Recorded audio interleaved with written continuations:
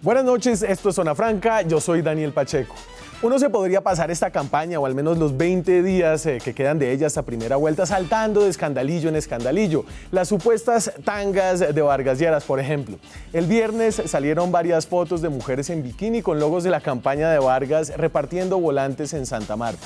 El hecho provocó críticas, sobre todo de las mujeres, que son fórmulas vicepresidenciales de las otras campañas. Luego vino un comunicado de Vargas diciendo que esto era un montaje, que era campaña sucia.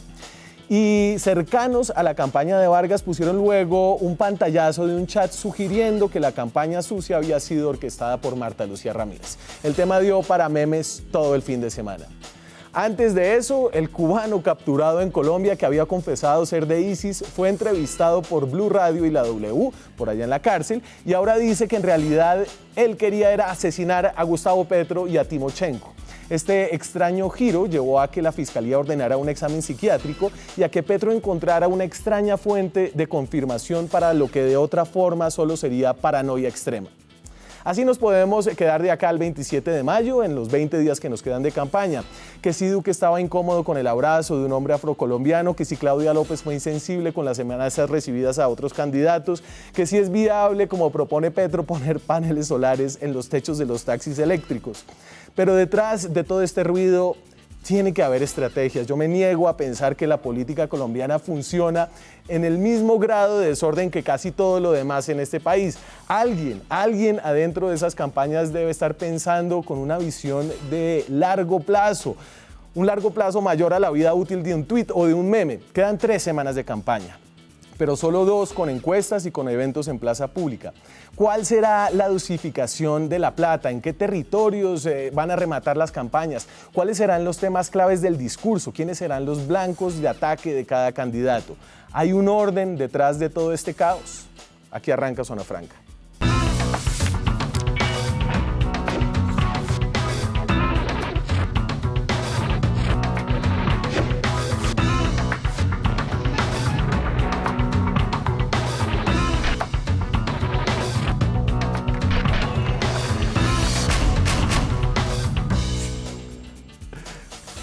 Y para iluminarnos, para darnos orden en medio de este caos, esta noche 2 hombres que conocen bien las campañas políticas, que saben leer los momentos y el olor de la política en este país. Ramón Jimeno es periodista, es estratega político, no está trabajando con ningún candidato en esta campaña presidencial, sí lo ha hecho en varias otras. ¿Qué tal, Ramón?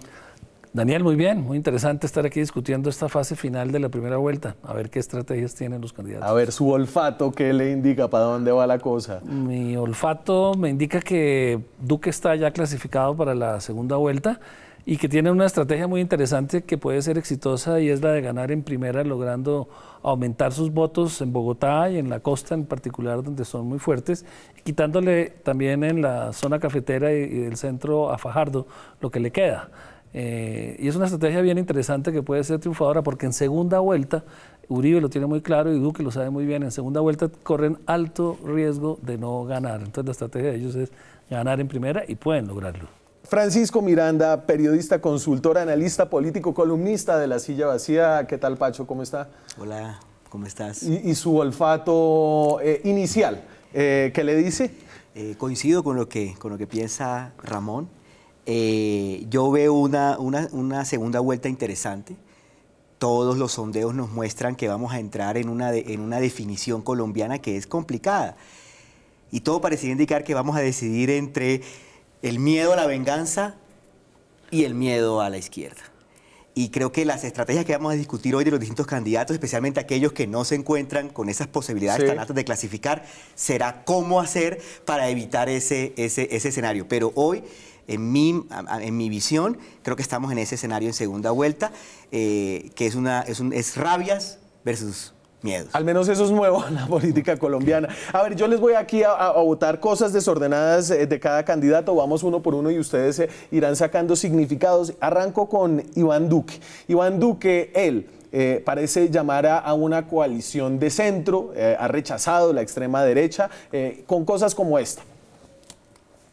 Y entonces aquí un tuit: como presidente buscaré consensos, quiero un futuro para todos y que superemos los discursos anacrónicos de izquierda y derecha.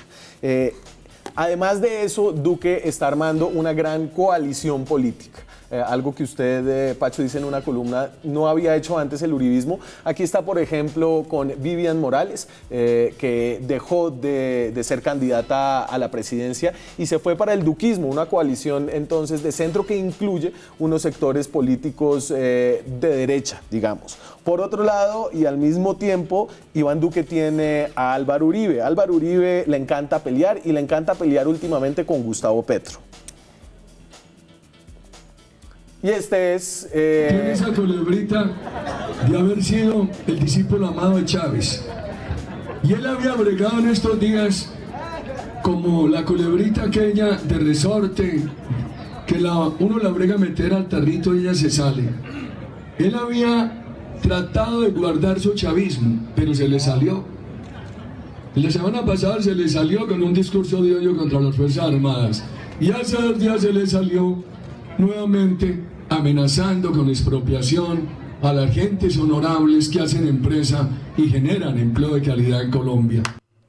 Y además de este radicalismo discursivo, digamos que Álvaro Uribe también ha ayudado con coaliciones, con apoyos políticos que algunos consideran algo cuestionables. Además de los que ya se dieron con el Partido Conservador, tenemos, por ejemplo, esto. Ahí está, no miren a la monja, no es la monja, es el señor que está a mano izquierda. Se llama Antonio Correa, se quemó en las elecciones, era de Opción Ciudadana y ha sido vinculado al clan de la Gata. Gatico. Entonces, Ramón, aquí le dejo esta mesa servida para que usted nos diga un poco orden dentro del desorden. Demasiados ingredientes. La estrategia de Duque es bastante acertada de irse al centro, porque en la derecha ya captó todos los votos que podía captar y ya tiene la coalición desde el exprocurador hasta Marta Lucía, conservador, ya está la derecha consolidada alrededor de él. Entonces tiene que pescar en el centro y ahí el que va a ser víctima de su pesca va a ser necesariamente Fajardo, el que más va a perder frente a Duque. Algo también sacará de Vargas Lleras. Ya le quitó la costa, le quitó muchísimo. Entre Petro y Duque le quitaron la costa a Vargas Lleras, que es un trabajo impresionante. Entonces es una buena estrategia. Lo otro es parar a Petro, como lo están haciendo, sacándole de nuevo la culebrita chavista, que aunque ya fue alcalde, demostró que no tenía mucho que hacer como chavista. La verdad es que el pánico que genera en el sector inversionista, en el sector empresarial, la posibilidad de que un Petro llegue, pues es muy alta, es muy fácil asustar al capital con un Petro gobernando que va a tomar unas medidas contra el empresarial. Considera que los empresarios básicamente son ladrones y no generadores de riqueza. Entonces es una amenaza muy cierta y por consiguiente usar esa estrategia de generar miedo alrededor de Petro, presidente, es muy efectiva y va a ser muy efectiva. Y entonces, Pacho, aquí hay algo como de Dr. Jekyll y Mr. Hyde, o Mr. Hyde y Dr. Jekyll, no me acuerdo.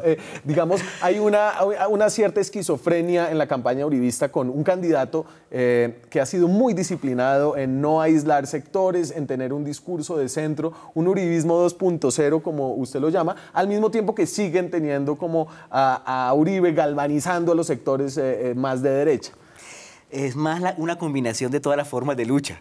Es decir, lo que yo veo aquí es que la posibilidad y lo que está registrando Iván Duque ahorita en las encuestas muestra claramente que la apuesta del uribismo fue: no vamos a ganar solos, necesitamos llamar a más gente.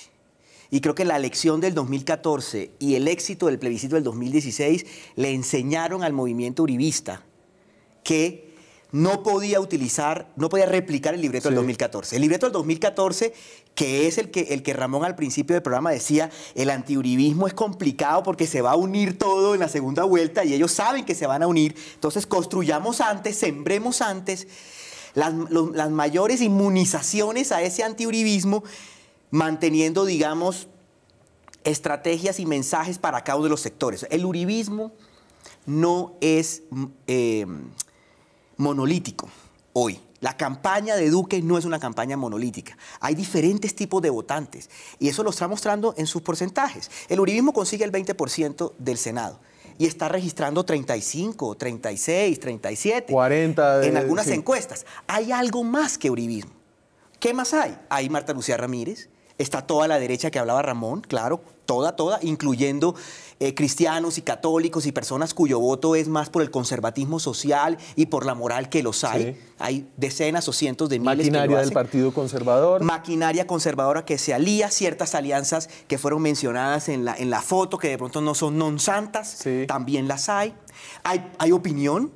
Sectores urbanos importantes en Antioquia, en las grandes ciudades, de sectores de estratos altos, personas y bloques etarios de mayores de 45 años preocupados por el tema castrochavista, que ven a Gustavo Petro con temor. Entonces, hay diferentes votos, diferentes grupos de votantes y la campaña uribista está enviando mensajes, campaña de Iván Duque está enviando mensajes. Uno de esos voceros, el más grande, es Uribe. Y entonces Uribe va aportando a su cóctel. ¿Que el cóctel del candidato Duque es mayormente Uribe? Claro que sí, no lo neguemos. Claro. Pero el éxito de ganar, como va en las encuestas mostrando que va a sacar una votación alta en primera vuelta, es el de todas las formas de lucha. Es cada área de esa gran carpa del Centro Democrático que la ampliaron, sí.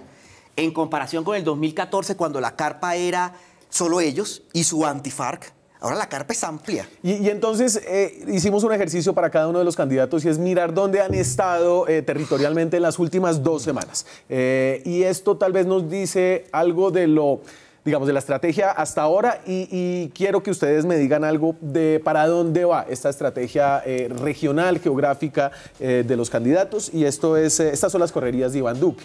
Entonces lo dividimos por regiones. En la Andina ha estado en Cundinamarca, en Bogotá, en norte de Santander, en Cúcuta y en el Catatumbo. En el Pacífico estuvo en Chocó.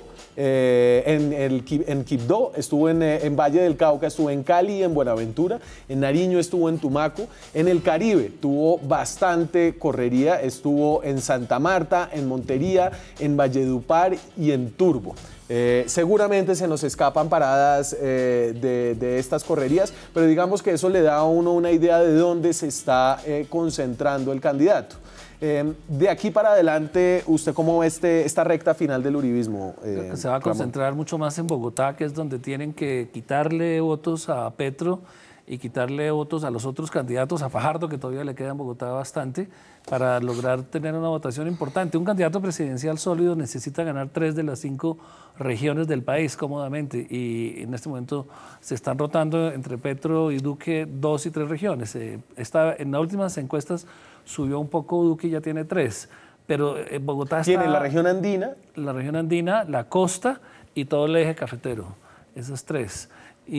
Pero muy peleada la zona de Valle del Cauca, está bastante peleada todavía. Claro que estas encuestas, y eso es una anotación muy importante en esta campaña, son muy desacertadas, no porque estén mal hechas, sí. Sino porque la encuesta se basa en que tú sepas, para hacer la muestra, quién va a votar. Y como los partidos han venido desapareciendo y el comportamiento electoral ya no se puede predecir tan fácilmente, entonces las muestras son muy desacertadas, no solamente en Colombia, sino en todo el mundo. Y esa es una gran dificultad para diseñar estrategias porque no tienes elementos científicos para poder decir, tomemos este camino. Y yo creo que por eso hoy nos fuimos sin encuestas. En toda la cantidad de vainas que tengo acá nos vamos sin encuestas. Sin encuestas, ¿no? Mucho mejor. Pero a lo que voy es que la región, entonces la pelea por las regiones es muy compleja porque es difícil de entender cómo un alcalde como Petro, que salió con 70% de imagen negativa en Bogotá, tiene el mayor respaldo en Bogotá, cuando los uribistas pensaban que era muy fácil lograrlo. ¿Es el factor Peñalosa o es el factor de los jóvenes que están buscando un cambio o es el factor de buscar un desarrollo más rápido para la ciudad? No es claro qué es lo que está pasando. Y Ramón, ¿cómo ha sentido de plata al uribismo? Sobrados. El uribismo es el que más plata tiene porque también es el que más bandidaje tiene. Los bandidos aportan mucho. Esa es solo suya. Pacho, la recta final del uribismo, ¿por dónde la ve? ¿Cómo los ve de plata? ¿Cómo los ve de adversarios? Es decir, ¿dónde se van a concentrar? Pues las regiones en Colombia llevan varios ciclos electorales partidas en 2. Está una nación Uribe que comienza en Antioquia, se mete por Cundinamarca, Tolima, Huila y termina por allá en Caquetá. Y hay una región santista o del sí, donde otros grupos verdes, que es toda la periferia, digamos, sí. Está la costa atlántica, que por eso está en estos momentos en una lucha fuerte, la costa pacífica, que incluye Cali y demás ciudades grandes, y lo que puede ser como la Amazonía y un poco la periferia, y obviamente la capital, que es vista como una área independiente. La lucha de esas dos regiones se ha reflejado en el 2014, en la primera y en la segunda vuelta, y en el plebiscito del 2016. Se ponen los dos mapas encima y son iguales. Lo que pasa es que había unos departamentos... Lo de Jean Basset.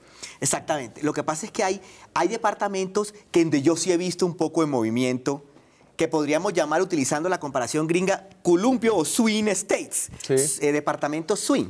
Yo pienso que esos son áreas donde se va a definir esa campaña. ¿Y esos son cuáles? En una coincido con Ramón, es Bogotá. Bogotá es fundamental, no solo en la pelea electoral, sino en la pelea de ideas.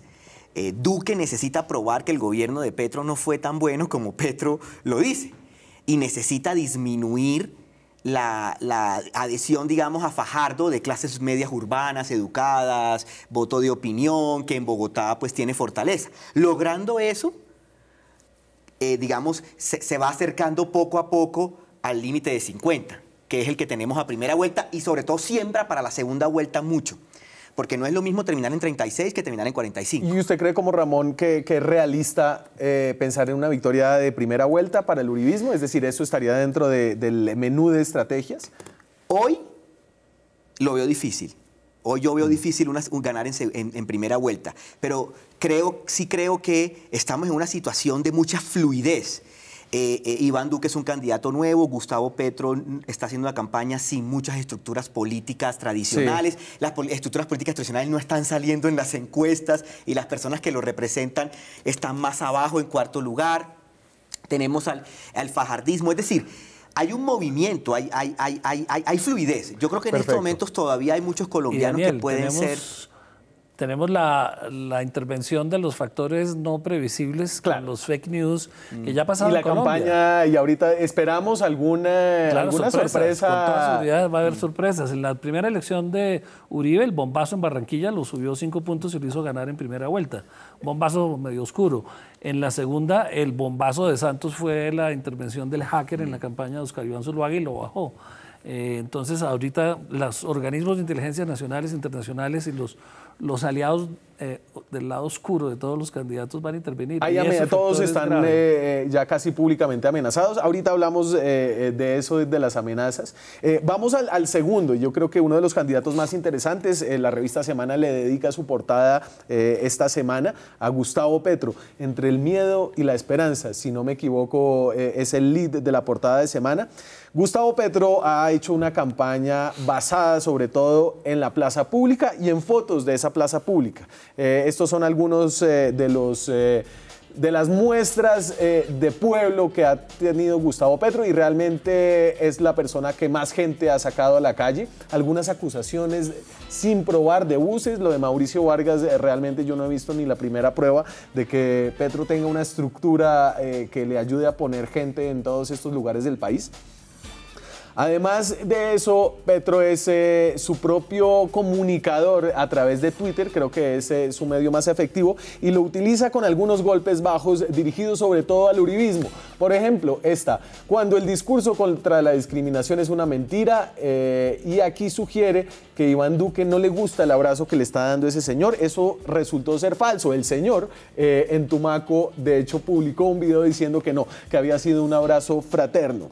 Pero Petro, además del uribismo, tiene otros enemigos muy útiles, por ejemplo, el alcalde de Bogotá, Enrique Peñalosa.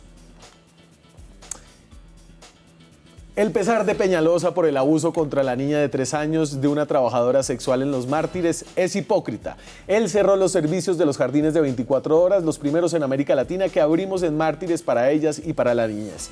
Es decir, a Gustavo Petro le gusta y le funciona la pelea. La pelea y las promesas, no sé cómo decirlo, promesas difíciles de cumplir, tal vez, para no meterme en un problema, y lo hace, por ejemplo, con el caso de los taxis. Esta sí es maravillosa. La reforma del sistema de los taxis que propongo implica eliminar empresas intermediarias, hacer que el taxista sea dueño de su taxi, hacer que el taxi sea eléctrico y el taxista tenga paneles solares, lograr entonces que parte del pasaje sea para la salud y la pensión. A mí no me queda claro si los paneles solares son en el taxi o en la casa del taxista, pero podría ser en cualquiera de los dos, realmente. Y aquí les dejo lo que siento yo, estos son tweets recientes, imágenes recientes, que es la campaña de Gustavo Petro. Ay, bueno, y aquí me mandaron las correrías. Bueno, vamos de una por donde ha estado. Entonces, Petro se ha movido bastante. En la región andina ha estado en Bogotá, Mosquera, Facatativá, ha estado en Pereira, en Armenia, en Neiva. En el Pacífico se ha concentrado, allá tiene parte, digamos, fuerte de su apoyo. En Cali, Tuluá, Buga. En Buga sacó a la mamá de Claudia Gurizati y la trepó en la tarima.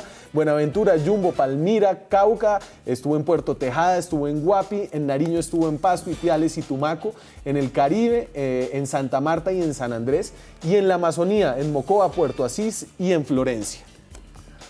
¿Qué dice Pacho?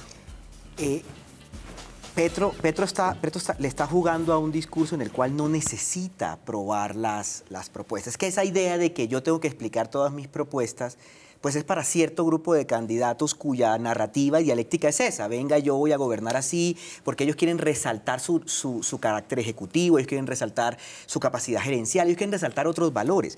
La campaña de Petro ha sido exitosa porque ha logrado, por virtud propia y por defecto de otras opciones, convertirse en una alternativa de cambio a los 16 años de Santos y Uribe.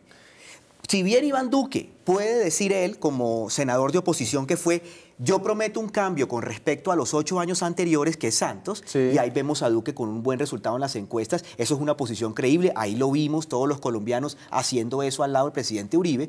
Entonces esa oposición, él tiene réditos ante un gobierno que tiene bajos niveles de favorabilidad y aceptación. Gustavo Petro, al igual que Sergio Fajardo, pueden decir, nosotros estamos en contra no solo de los 8 años de Santos, nosotros hemos hecho oposición a los 8 de Santos más los 8 originales de Uribe. No, y a los 8 anteriores, él llega hasta 1948. Entonces, ahí tiene, pero mientras no se le creían, Daniel, ahora es creíble, es decir, estemos un país en descontento, un país que tiene molestias, un país que el dividendo de paz no se ha concretado, se nos prometió que luego de la paz de las FARC tendríamos el espacio para poder tener reformas que nos ayudarían. Eso lamentablemente no se ha dado. Las necesidades de muchos colombianos son muy apremiantes. Si bien hemos mejorado en muchos indicadores, inclusive el gobierno Santos los tiene para mostrar, no hay confianza en el gobierno Santos, no hay... Me voy a la pausa. Podía terminar ahí, pero dale. Me voy a la pausa y volvemos con su mirada de la campaña de Gustavo Petro en minutos. Seguimos en Zona Franca, faltan 20 días para la primera vuelta electoral y yo creo que ya podemos no solamente ver cuáles han sido las estrategias hasta ahora, sino anticipar, especular acerca de cuáles serán las estrategias de cierre de campaña. Ramón, veníamos de Petro. Petro al ataque, Petro a la promesa, digamos. Petro es el candidato que siempre ha tenido Colombia de oposición. Rojas Pinilla, en su momento, Antanas Mocus, Carlos Gaviria. Siempre hay un sentimiento en el país de cambio y lo encarna un candidato que normalmente la izquierda no tenía por la persecución que hubo por la guerrilla. El que era izquierda era asociado a la guerrilla, entonces la izquierda tardó muchísimo en crecer en Colombia. Pero Petro encarna ese sentimiento, no es él. Hubiera podido ser Fajardo. La campaña de Fajardo no dio para que recogiera el descontento que hay en el país frente al gobierno Santos y el descontento que hay frente a la posibilidad de que retorne el uribismo al poder. Entonces, él se encuentra con el camino iluminado y no hay contendor, y eso es lo que recoge. Pero es un candidato muy flojo, es un candidato que simplemente asusta y se victimiza. Su estrategia es declararse víctima de la oligarquía, víctima de los ricos, víctima de la persecución. Si le tiran una piedra, dice que es un atentado dinamitero. Es la victimización la que lo hace a él es sobrevivir porque tiene que estar peleando permanentemente, necesita estar en confrontación para surgir. Yo creo que es un candidato muy débil y que las encuestas lo registran bien, pero a la hora de la votación, como ya lo mostró una consulta, pues 3 millones de votos es su votación, puede subir a 4, pero es un candidato que no tiene consistencia desde el punto de vista que no aglutina un equipo capaz de gobernar. La gente escoge un gobernante y gente con la que pueda dirigir el país, la infraestructura, la salud. Por eso esas propuestas que saca son bastante locas e ingenuas. En realidad no está pensando en serio en el país, sino está pensando en hacer escándalo, en hacer ruido. Es una estrategia que vende y que funciona, pero no estoy seguro que logre llegar a segunda vuelta. Al contrario, vende tanto miedo que le facilita el triunfo a la derecha. Es el peor candidato que ha podido tener el país si quería un cambio, porque asusta demasiado. ¿Qué va a hacer con Venezuela? Lo peor que le conviene a Estados Unidos, solo por mencionar un caso, es que gane un Petro, porque la relación con Venezuela se empeora. O sea, el problema de Venezuela tiende a pasarse a Colombia y Colombia tiende a favorecer con Petro en el poder lo que haga Maduro. Entonces eso no le conviene a la geopolítica regional. Así que Petro está haciendo realmente un riesgo para mucha gente del país y le quita la opción a opciones serias como pudo haber sido. ¿Usted trabajó alguna Fajardo. vez con Gustavo Petro? Yo le ayudé en un par de campañas a Gustavo Petro, sí, lo conozco bastante bien. A ver, y entonces, y aquí hubo más de opinión que de análisis, sentí, Ramón, que está muy bien, pero como mirando para adelante, o sea, la estrategia de Petro, ¿cuál va a ser en lo que resta de campaña en estos 20 días, Francisco? La estrategia de Petro llega hasta la primera vuelta y es generar generar ese descontento, es aglutinar toda la izquierda, que es entre el 20, 22, 25% de los votantes que son de izquierda, militantes duros y cercanos. Ahí también hay un cóctel. Y al igual que Iván Duque, es una mezcla entre rabias propias, es decir, aquellos que les gusta Petro y recogen ese descontento del que hablaba Ramón, que ha estado presente en todas las elecciones en Colombia, y otro que es el del miedo al uribismo. Ahí hay una combinación. Entonces nosotros vamos a tener, yo a diferencia de Ramón, sí veo a Petro como llegando a la segunda vuelta, más por la dificultad de las campañas que hemos visto tanto de Fajardo como de Vargas Lleras, que por un mérito, pero es que en la campaña no importa. Puede ser por error de los otros que tú ganes, eso no importa. Entonces yo sí veo a Petro un poco más cerca de la segunda vuelta. Yo veo un escenario uribismo y Petro. Y en ese escenario, para la segunda vuelta, lo que hoy está haciendo Gustavo Petro le impide llegar a esa mitad más uno que necesita. Y geográficamente entonces lo vemos otra vez aquí en Bogotá, otra vez en la costa. Claro, tiene que conservar Bogotá porque es la única garantía que tiene de pasar a la segunda vuelta. Sí. La costa es muy interesante, sobre todo Barranquilla, porque Barranquilla es la que marca la vanguardia del comportamiento electoral en el país. Siempre ha sido así. Cuando Barranquilla cambia, cuando Barranquilla buscó al cura Hoyos, el país empezó a votar por la izquierda. Siempre marca una tendencia. Y el hecho que esté Petro tan fuerte ahí marca la tendencia de cambio que está buscando el país. Y en ese sentido él tiene que seguir trabajando a la costa como lo está haciendo. Y Bogotá, porque no puede dejarles electorado. ¿Y lo ve con plata? Tiene bastante plata, claro, porque él tiene otro tipo de ricos que no cuenta que lo apoyan, pero además la plata de la consulta fue bastante buena. Le dejó 4.000 o 6.000 millones de pesos la votación de la consulta. Él tiene muy buenos recursos. Pasa es que no los usa porque es un político tacaño, no sabe invertir. Si supiera invertir, estaría mucho más arriba. Sí, no, yo veo difícil que Petro logre las coaliciones necesarias.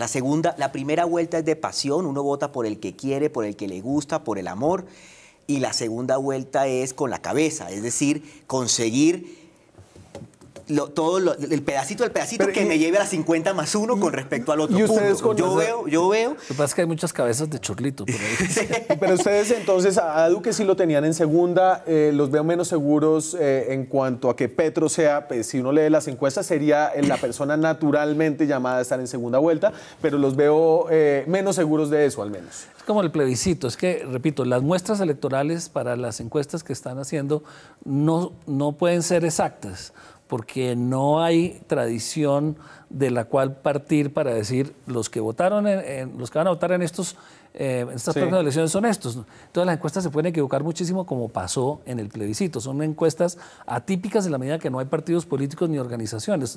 El único dato acertado es el de Uribe, porque Uribe es un caudillo. Entonces si pone a Duque, si pone al que ponga, sus votaciones está ahí, es clarísima y es el 40%. Lo demás puede subir y bajar. Por ejemplo, Petro tiene un gran respaldo entre los jóvenes de 18 a 24 años, altísimo, pero resulta que esos muchachos en el 80% no votan, entonces puede desinflarse 5 puntos. Y al revés, al uribismo le conviene el hecho de ser conservador, muy conservador en las zonas rurales del país. Entonces en las encuestas no están registrados esos 5 puntos de más que salen a votar en el campo por la derecha. Me voy a mover porque nos faltan 3 candidatos que se están peleando ese paso a segunda vuelta, sobre todo 2 se la están peleando con Gustavo Petro, y entonces hablemos como en el orden un poco que tienen las encuestas de Sergio Fajardo. Sergio Fajardo ha tenido problemas para conectar con el electorado y siento que de alguna forma lo que ha decidido su campaña es buscar apoyos externos, apoyos como este. Yo voy a votar por Sergio Fajardo por comparación y por convicción. Por comparación, porque los 2 candidatos más opcionados, Duque y Petro, me parece que proponen modelos que son nocivos para Colombia. Petro propone un modelo asistencialista, muy teñido de populismo, que no sería bueno para los colombianos y que produciría fuga de capitales, terror económico y en últimas más pobreza. Duque propone un modelo puramente neoliberal de privatizaciones, de tradición neoliberal. Y ese era Héctor Abad Pacio-Lince. Sergio Fajardo está buscando apoyos externos de los intelectuales, de los artistas, por ahí tiene otros, porque él, como decía, no ha logrado tal vez conectar. Está buscando hablar de un equipo más que de una persona. Por ejemplo, tenemos aquí esta foto, seguro la habrán visto. Esta es su coalición, entonces es un equipo. Fajardo et al, lo pongo yo, Fajardo y alumnos. Ahí está, con Claudia López, con Antanas Mocus, con Jorge Robledo, y con esos son los más conocidos. El otro no sé quién es. Iván Marulanda. Iván Marulanda, ahí detrás, claro. La sombra.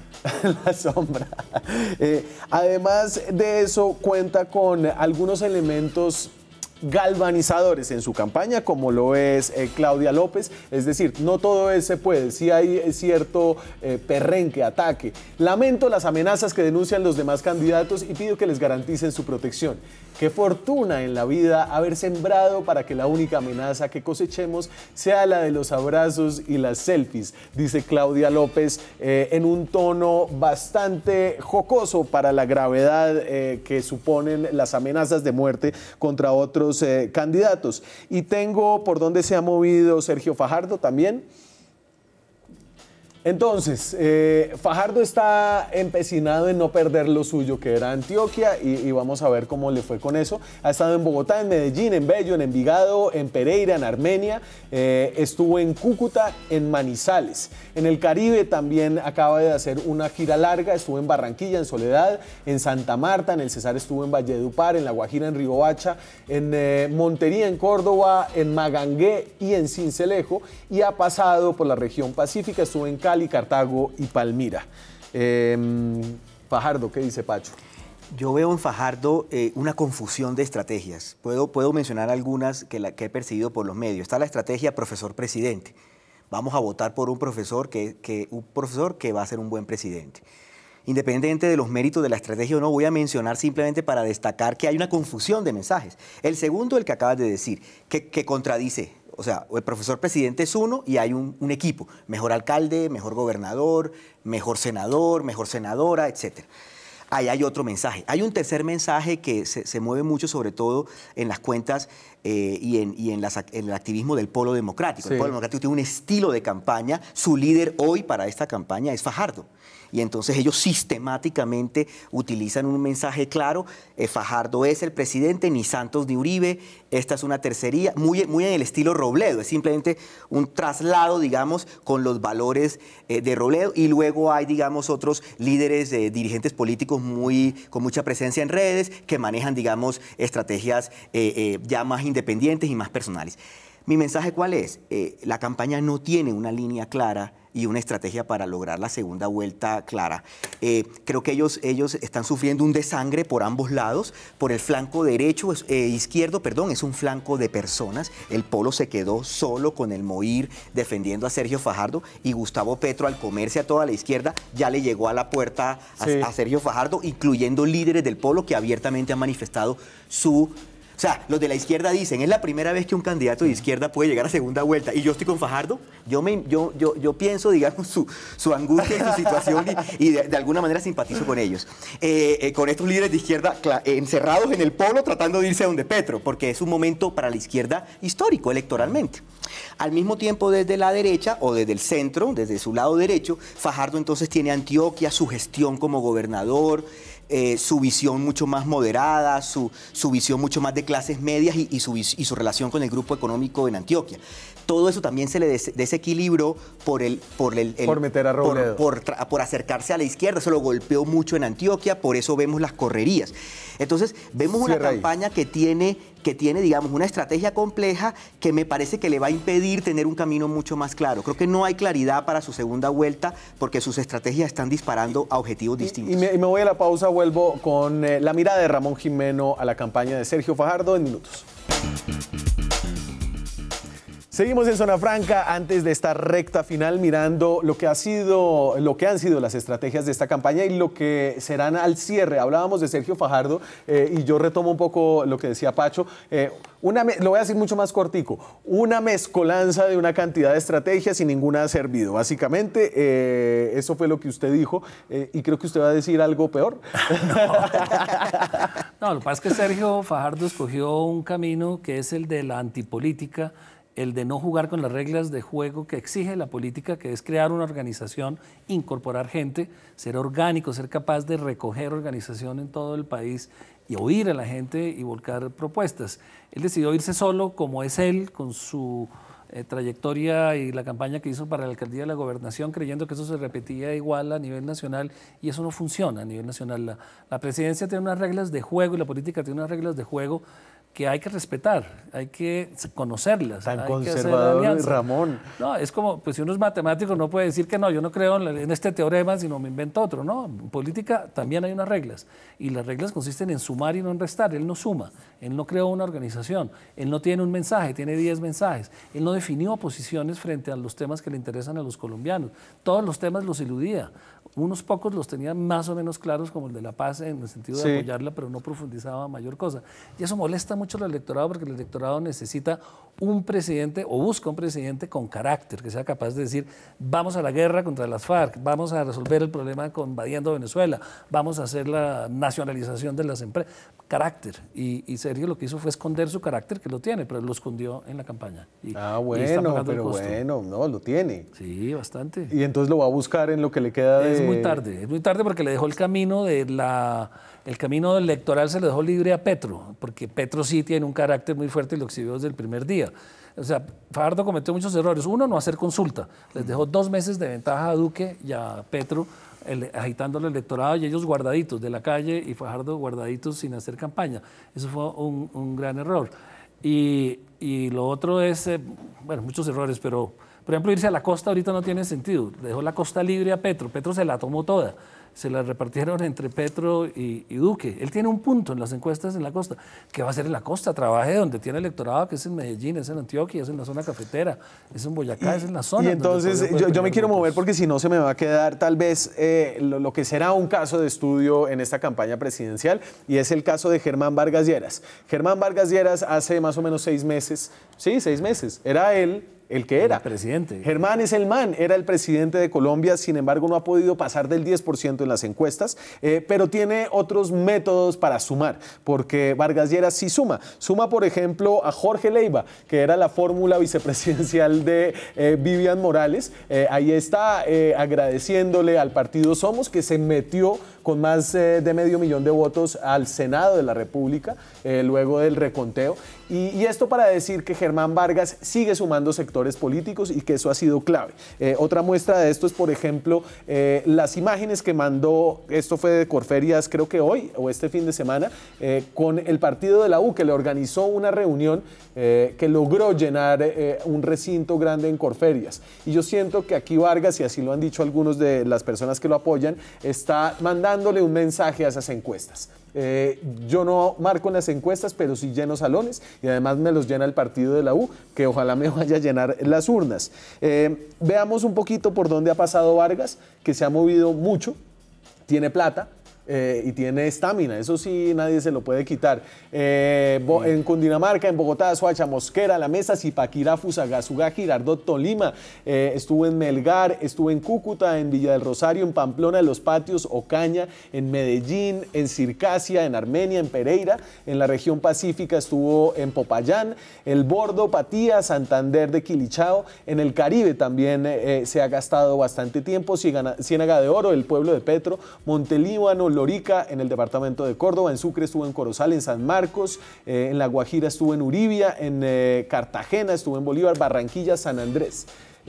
Germán Vargas Lleras, un caso de estudio después de esta campaña presidencial, pues de pronto si es presidente no tanto. ¿Qué dice Pacho? Yo estoy convencido que Germán Vargas Lleras tiene mucho más y va a resultar en las urnas mucho más de lo que tienen las encuestas, porque las encuestas no están capturando todo eso que él está sumando.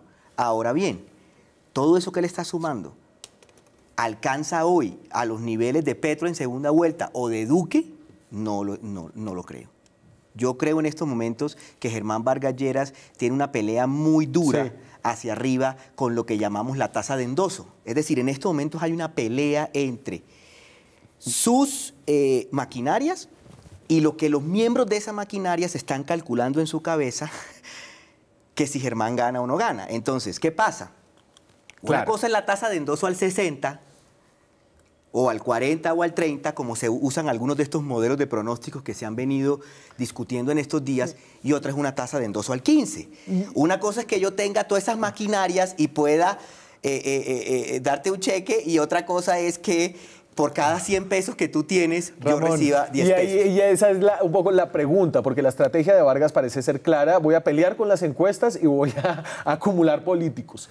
¿Hasta dónde le va a dar? Le puede dar porque él tiene una gran experiencia en el día electoral, y el día electoral es de organización, de recursos, de maquinarias, y él las maneja muy bien y tiene unas coaliciones muy fuertes en todas las regiones. Y esas regiones necesitan a un presidente fuerte para obtener recursos y poder a su vez sobrevivir. Entonces digamos que la estrategia de Vargas Lleras es acertada, y lo que lo mata a él no es su capacidad de hacer la política electoral que ha hecho, sino su carácter, su exceso de carácter que no le gusta al colombiano.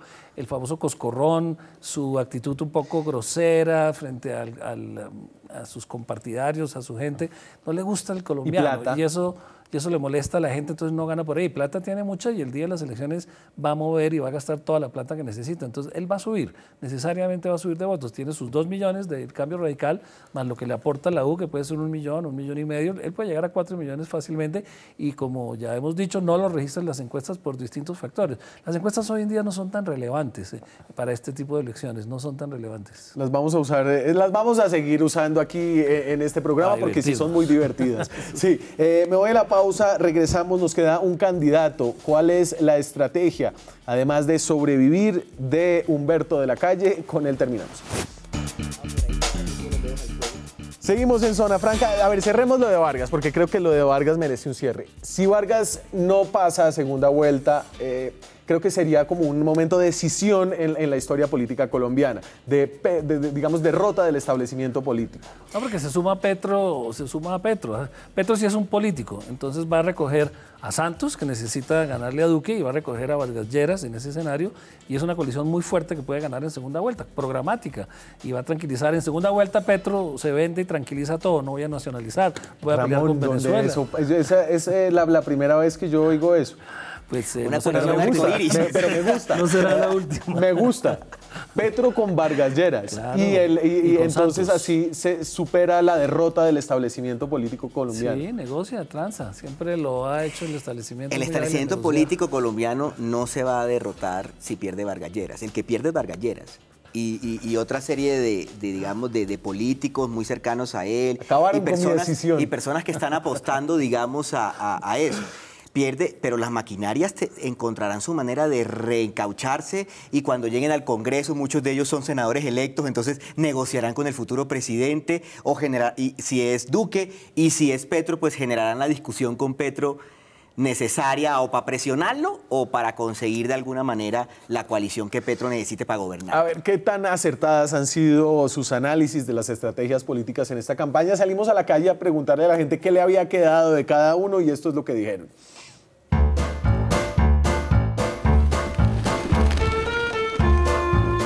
¿Sabes cuántos son los candidatos presidenciales? Actualmente son 6, si no mienten las encuestas. 4 o 5 creo, como 10. 5. Ya casi. 6. 6, no sé. Sí sabes, son 6.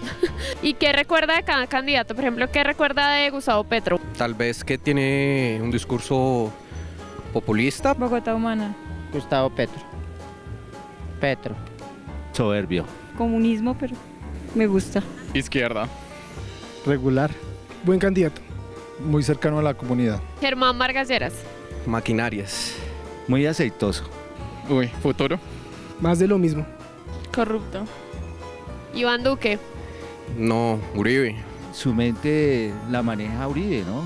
Marioneta. Ultraderecha. No lo conozco. Marioneta.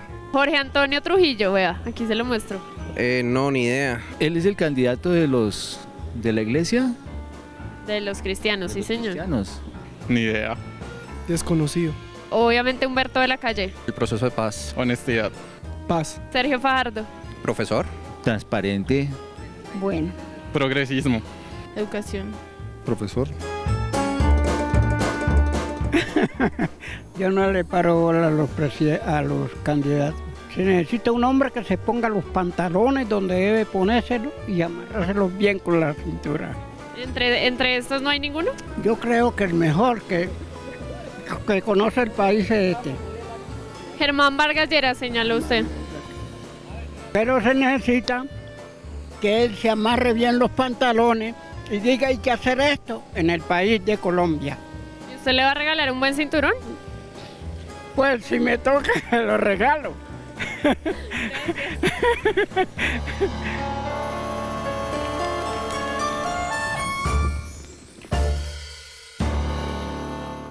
Zona Franca la calle con Angélica Casallas, y sí, es lo que queda un poquito. Ahí nos faltó mencionar a Humberto de la Calle. Con el cierro, y cierro con él, y empiezo con sus correrías, que creo que esto dice todo lo que hay que decir de la campaña de Humberto de la Calle. Y eso es todo. Sí, es decir, la comparación con los anteriores muestra que ha tenido un recorrido bastante escueto, bien sea por falta de plata, falta de ganas, falta de apoyos. Bogotá, Ibagué, Espinal, Armenia, Bucaramanga, estuvo en Popayán, en Santander, no aparece la costa. Humberto de la Calle. Pues carga con todo el peso del proceso de paz, del desantismo en el que se encuentra el país, y con un partido liberal absolutamente en crisis, en conflicto, en el que el expresidente Gaviria no ha logrado estimular absolutamente a nadie para que haya un respaldo a un candidato tan importante como de la Calle, que es formado, con experiencia, con propuestas, claro, es ver un estadista tal vez caer en un final... Sí, de la Calle es el candidato más presidencial de los candidatos que hoy se encuentran en el tarjetón. Entendido por presidencial una persona con experiencia, estadista, con años, con dignidades del Estado ocupadas. Pero es muy difícil si no puedes convencer ni siquiera a tu propio partido. El Partido Liberal tenía hasta hace un año y medio la posibilidad de ganar estas elecciones. Tenía las agendas sociales más importantes de Colombia en los últimos años, víctimas, paz. Tenía un presidente de un apellido liberal. Tenían todo para ganar estas elecciones. Si Vargas Lleras y el Partido Liberal no pasan a segunda vuelta, cuyo escenario las encuestas en estos momentos lo tienen así, esta elección ellos perdieron esta elección porque la tenían ganada hasta hace un año, año y medio. Muchas gracias, Daniel. Muchas gracias, Ramón. Muchas gracias, Francisco Miranda. Muchas gracias a ustedes. Nos vemos mañana con más periodismo, con más debate, con más opinión. Chao.